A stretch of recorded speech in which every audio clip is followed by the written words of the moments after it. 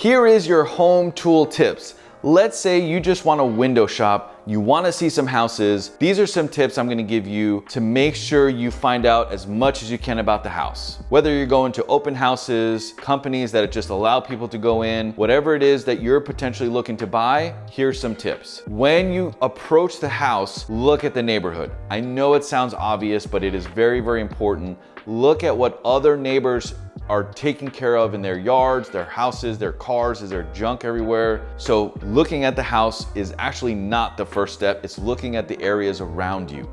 You can't change the location of the house, so that is definitely the most important before you start walking in. Start looking at how the house flows in. Look at the main parts of the house, which is the floors, where the walls are situated, where the rooms are set up. Is there lost square footage? For every square feet, you're paying a mortgage or taxes or insurance. You're paying something for every foot in that house.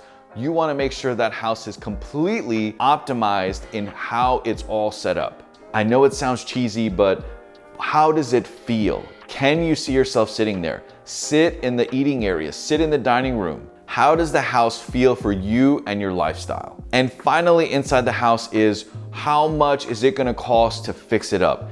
Every single house, whether it's 100,000 or 100 million, are going to have repairs needed. There is no perfect house. Trust me, I've looked. Get a ballpark estimate in your head of how much things are gonna cost to fix. And once you have an idea of the obvious things that you could fix, consider that if you're potentially interested in the house.